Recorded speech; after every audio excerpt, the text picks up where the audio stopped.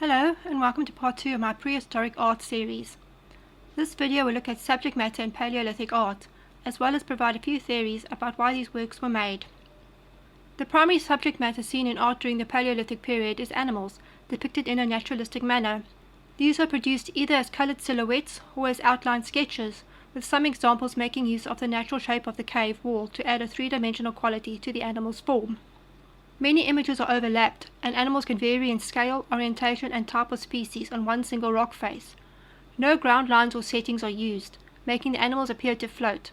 Various perspectives, including aerial, are used, but in most instances, animals are usually in profile. Also notable is the scale range of some examples of paintings from Paleolithic art, with some individual animals reaching over 11 feet in length, such as the bull from the Hall of Bulls at Lascaux, France. Sculptural work is mostly small scale and usually portable. The example I am painting is of a red deer doe, also called a hind, from Altamira, Spain. These paintings at the site were the first European prehistoric paintings to be acknowledged as such after the cave was discovered in 1868, although this recognition did not occur until 1902. This image is found on what is called the polychrome ceiling and is depicted along with horses and extinct species of bison. From archaeological excavations of fire and trash pits at many of these sites, animal remains show that the species painted are not always part of the diet of the inhabitants. The more common animal species depicted include bulls, bisons, horses and stags. Many sites also have depictions of predatory animals such as leopards and the now extinct cave lion and cave hyena. Other extinct animals include the woolly rhinoceros, which died at about 10,000 years ago. An example of this is found at the Chauvet caves in France. This image has been repeatedly overpainted, suggesting the cave has been used over multiple generations, as has the image of lions painted in this cave. This site could have possible sacred and ritualistic significance. Another animal often portrayed in European Paleolithic art is a species of cattle known as an auroch, a wild ancestor of domesticated cattle that went extinct in the 17th century. Examples of these animals are also found at Chauvet. They are painted in a naturalistic manner and overlap each other. This site also has images of rhinos that appear to be fighting with each other. If this is the case, then this painting is an example of early use of narrative in art. Cosquer Caves, a coastal site in France, shows marine animals such as seals, jellyfish and great auks, a seabird that went extinct during the 19th century. This site is named after the diver who discovered these caves in 1985. Today the entrance lies about 37 meters underwater, resulting from the rising sea levels associated with the end of the last ice age. An inner chamber that lies above the sea level has preserved many unique examples of Paleolithic art at this site. Sculptural works with animal subject matter include a pair of bison made from unfired clay, also found in France. These are modelled onto the surface of a freestanding rock and are each over 2 feet in length, large for sculptural work from this time period. Bison is also the motif used on a carved reindeer antler, which has more incisive details than with the clay example. The head of the animal is turned backwards towards its flank, fitting in with the shape of the antler, and providing for a profile view of the animal to be depicted. At Pétremont, France, images of spotted horses occur along with handprints and geometric marks, such as lines and spots. The handprints or stencils are mostly negative images where the hand was placed onto the surface and pigment blown over. It has been suggested that these imprints could serve as signatures for the artists or community members. The shape of the rock surface has also been used to indicate the form of one of the horses, similar to the way the surface is used to convey its form at Altamira. Horses and handprints are often found on concave surfaces, while a preference for convex surfaces is seen with bison and cattle imagery. The 65 hand stencils found at Cosquer Caves represent the third highest amount found in Europe so far. They are created in either black or red pigments, with scratch marks or painted dots and bars on top of some of them. Many show incomplete or missing fingers, and it was initially theorized that this could be due to frostbite, disease, or even ritual mutilation. However, the findings of other such hand stencils at sites in the Pyrenees, for example, suggest that this was more widespread, ruling out genetic conditions or cultural specific practices. The general consensus is that the fingers were bent over and the hand pressed onto the surface before paint was applied. This method has been recreated and produces the blurry edges where the hand is not flat against the surface, which is seen in the cave images. It is now suggested that these images could be a system of communication or gesture counting that the Paleolithic people made use of. Most human imagery produced in this period of sculptural works are female nudes, referred to as Venus figurines. They received this title as they were first compared to images of the Roman goddess by historians who first discovered them. but it is now accepted that they may not function as fertility goddesses. Nonetheless, the name has stuck, and for the most part so has their possible role as fertility tokens. This is due to the focus on female reproductive organs, which seem accentuated, while little attention is given to facial features. The most well-known is the Venus of Willendorf, dated at about 28 to 30,000 years old and found in Austria. This piece is carved from stone and takes on the round dimension of the parent material. Other examples are less voluptuous, such as the so-called immodest Venus, which is believed to be of a young girl. Other examples become quite abstract and stylized in nature, as seen with the Venus of Montrose, which is about 11,000 years old. The Venus of Holfels is considered to be the oldest example and is dated at about 41,000 years old. In general, these works have limited naturalism in terms of body shape, with the hand and feet often smaller in proportion to the body. Little to no facial features are depicted, but some do show patterns indicating hair. Over 200 have been found from sites mostly in Europe, as well as parts of Eurasia and North Africa. They range in height from 3 to 40 centimeters, and are mostly what is referred to as freestanding or sculpture in the round.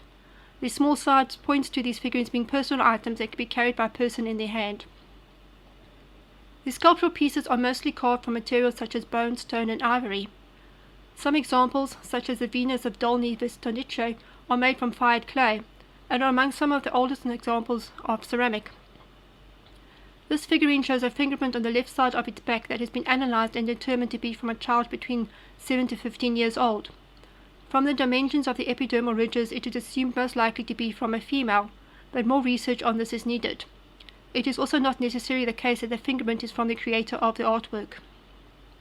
Questions that arise from these figurines include how accurate are they in representing the people of this time period, as well as why they were made.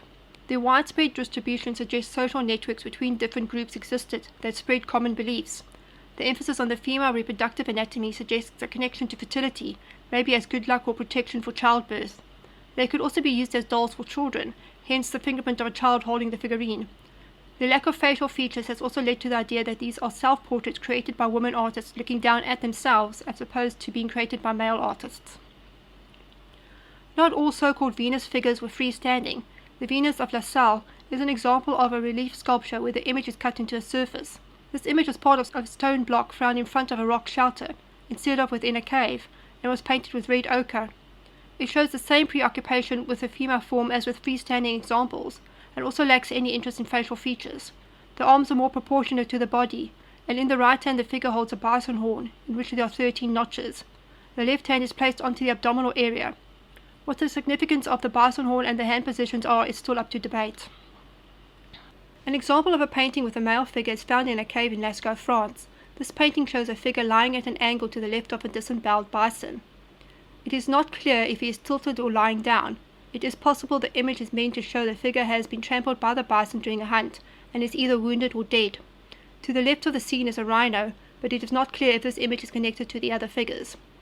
The head of the male figure appears to have a bird head or mask, and a staff lying nearby is also topped with a bird. The human figure itself is given very little attention and depicted in a stick-like manner. This could be due to religious prohibitions on depicting human likeness in paintings, with the idea that by capturing a likeness you are capturing a soul. This is linked to the idea that these works may have been used as a form of sympathetic magic, which I'll discuss later. Human-animal composite figures also occur, such as the Lion Man of Hollenstein Staddle, made from mammoth ivory. Dated at about 28 to 30,000 years old, this small sculptural piece was found in a cave in Germany in 1939. It shows a human figure with what appears to be a lion head or mask on his or her head. It may have religious or mythological purposes, with some historians believing it to be either a shaman or the embodied spirit of the lion. Whatever its function may be is not certain. The process used to carve it would have been difficult and laborious, which points to this piece having an important function within society. It was found broken and later restored to its original height of just over 30 centimeters or 1 foot. The most basic explanation for imagery produced during the Paleolithic period is that they are decorative in nature. However, if this is the case, why are many examples found in inaccessible areas at the back of caves? Many sites show evidence of habitation closer to the entrance of the caves, in the form of trash or fire pits. Making use of parts of the cave that are harder to reach may indicate a possible sacred association with the space. The reuse of a singular site over time and the repainting of some images further indicates that they were not merely decorative in nature. This leads to a second theory that argues for a magical or religious significance to these works. Images of animals could be placed on the wall to control them through rituals linked to hunting practices and success, strengthened by the overpainting of the imagery over time. At some locations, physical strike marks on the rock walls have been found, suggesting a link to rituals where the animal is symbolically killed. This is akin to the idea of sympathetic magic, where a likeness of a creature is used to control it. Tying in with this idea is a theory that these images are created to ensure herd survival. By redrawing the images after death, the species is renewed.